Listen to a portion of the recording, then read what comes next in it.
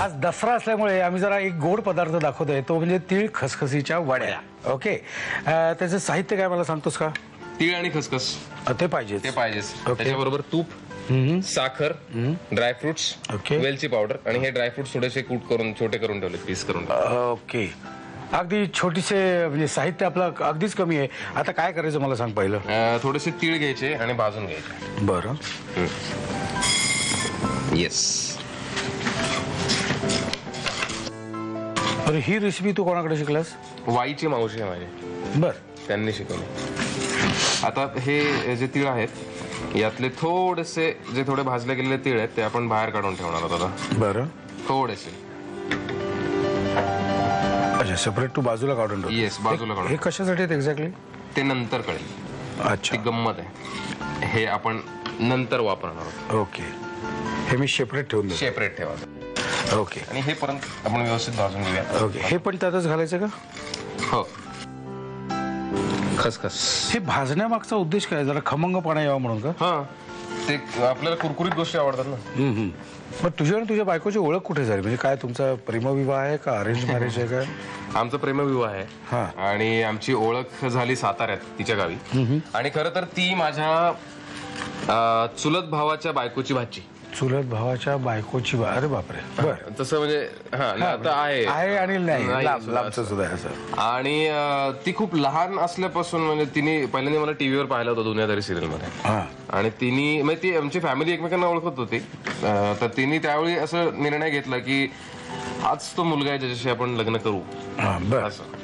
आणि नंतर आमची ओळख झाली ज्यावेळी ती कॉलेजला आली फर्स्ट इयरला साताऱ्यामध्येच. तिने मला फोन केला की मी नाटकाच्या कॉम्पिटिशनला भाग घेते, तर तू काही स्पर्धांमध्ये केलंयस काम वगैरे, तर तू मला जरा सांग, मार्गदर्शन कर. आणि मग मी तिला मार्गदर्शन देऊ लागलो. बर, ते इतकं गेलं पुढे की मग एक दिवशी आमचं लग्न झालं. आता हे आपल्याला मिक्सर मधून वाटून घ्यायचं आहे. ओके, पण तू हुशार असल्यामुळे तू वाटून आणलेलं आहे, रेडी आहे. मग आता हे बंद करायचं का? हो. ओके, हे आपण बंद करू. आणि तू वाटून जे आणलेलं आहेस ते आता बाहेर करू. एक्झॅक्ट. आता व्हॉट नेक्स्ट? आता हे आपल्याला छान तुपामध्ये भाजायचं आहे. अरे बर. तर त्यामुळे हे तूप आपण घातलेलं आहे ऑलरेडी याच्यामध्ये.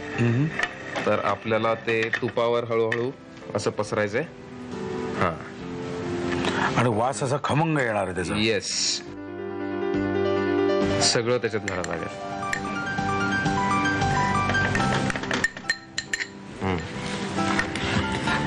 छान भाजून दोन्ही. हा, आणि दोन्ही गोष्टी भाजून घेतल्या आणि आता वर आपण ते तुपातून थोडंसं हे केल्यामुळे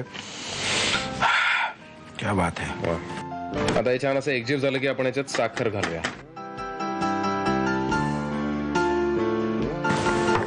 आता ती छान मिक्स करायची पुन्हा घोटणे. येस, मला असं वाटतं की आता हळूहळू हे होत आलेलं आहे. हो, होत आलं. आता आपण त्याच्यामध्ये ड्रायफ्रुट्सचे तुकडे टाकायचे. येस. आता ह्याच्यामध्ये आपल्याला वेलची पावडर जी आपण ठेवली आहे त्या छोट्या वाट्यात ती पण ऍड करायची.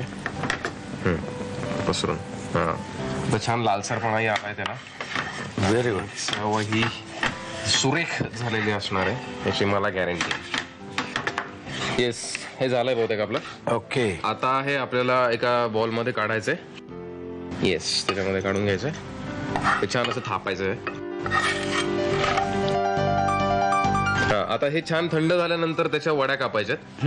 आणि त्याआधी त्याच्यामध्ये जे आपण तीळ मगाशी बाजूला काढून ठेवले वेगळे ते आता टाकायचे. ती सजावट आहे. बापरे, त्याचे वरून छान दिसतात.